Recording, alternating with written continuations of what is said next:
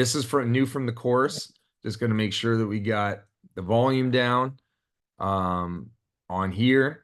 But I'm taking Zach through what I call a drive. Okay. So this is an ipsilateral one, and I'll play it a couple times. You're going to notice that I'm stepping him out. So there's a lot more speed into internal rotation. But on the on the coming back to the return, I have a nice eccentric. So now I'm also training the eccentric strength, okay, in that XL position, because I definitely want to make sure that I'm changing angles. That his arm might be elevated when he's laying back. It might be above 90. So I'm just giving him a lot more adjustability, okay?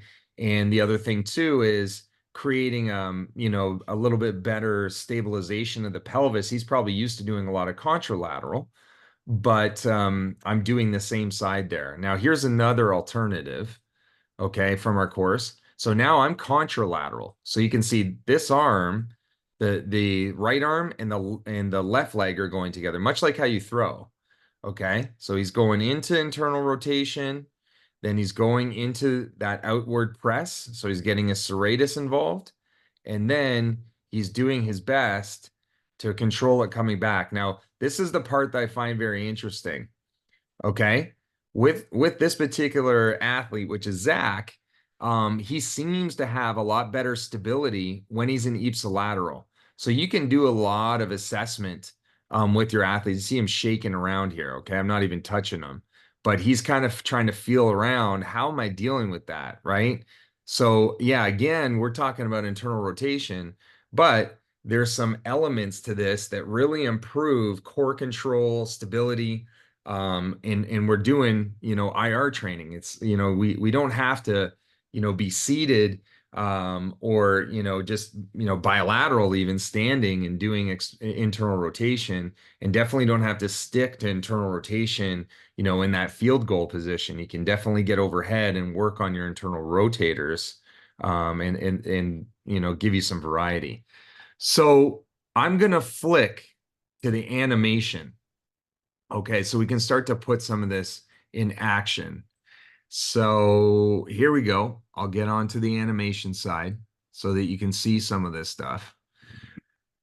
And so when I'm looking at the animation, okay, I'm gonna back this up because we have to really trace the path of the arm. And when you're looking at it here, this isn't really a great viewpoint, even if you're using 2D video to kind of see what's going on with the arm.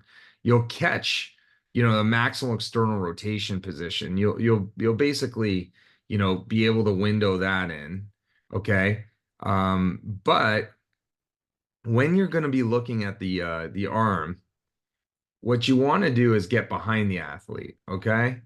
And this is a kind of really cool view from MLB because here you can see, all right, you can anticipate where is the arm position at foot strike. Okay, this athlete it's really nice because you can see the arrow.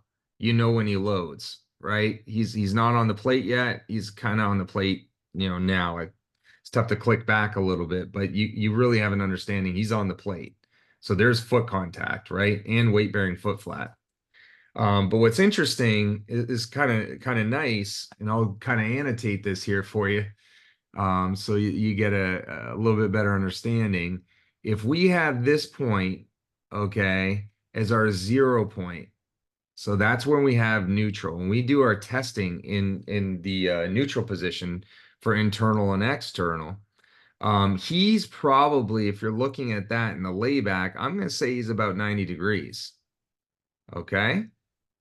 In this range, generally, if the athlete has good timing, meaning that the arm is more vertical at foot contact, that layback speed, so that angular velocity, this kind of symbol for angular velocity, is low. Okay. If the guy's arm is like out here, and he doesn't have much external rotation, he might, at foot contact, it might be like 30 degrees. This guy is going to be a lot higher. This thing is going to start to climb early. It's not going to be as passive in laying back. Okay, so that's why kind of arm people kind of worry, could arm timing issues be a problem? They really are if you're rotating early, that's where it becomes a real problem. Or you have a weak grip strength and you got really high external rotation strength. But what happens, let me turn this and I'll probably clear this so there's no confusion. I'm going to clear this. But what happens is during the turn, okay, I'm going to clear all the drawings. I'm going to move this back. This is where the speeds start to come up. So here we go. So as he's moving in the turn, so here we got low speed at the 90 level, let's just say, and then all of a sudden we start picking it up. So like in this particular athlete, this is around 700 degrees of layback speed per second. And then all of a sudden he starts turning, and this is where we get to like that 1200 mark. Okay. He's not fully in external rotation. So what's got to happen here is that this arm is laying back fast, but these internal rotators are trying to apply a torque forward to slow it down, right? Now remember, here's this little baby torque, and you got this like huge layback torque, all right, because you're super strong on the back of the shoulder. So you have a lot of concentric strength to lay it back. You probably have really good strength to decelerate your arm after ball release, but we're a little bit stuck in decelerating layback.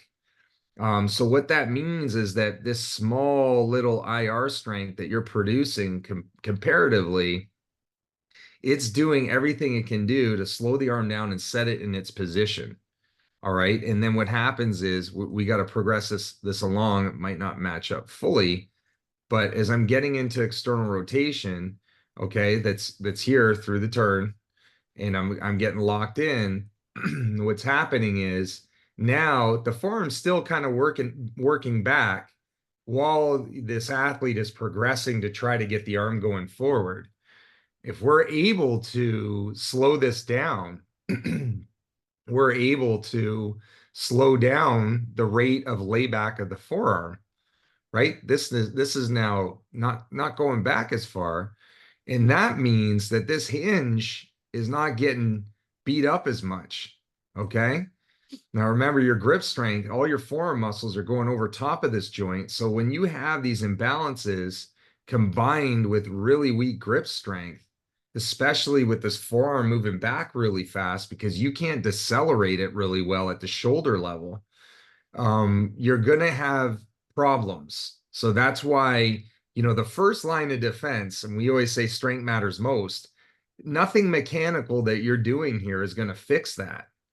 In fact, it's impossible. And I'm going to turn this over to Jordan in a little bit. I'm going to clear these drawings.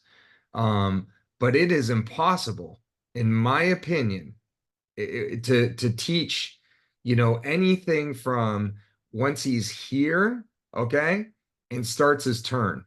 Maybe get some arm position work when he's landing, but once he starts his turn, that arm is moving. The motion is so fast, it's hard to do any instinctive coaching. So the defense here is make sure the arm's strong as possible, because some of these little things that the athlete has, they won't be able to be remediated biomechanically. It has to be through strength.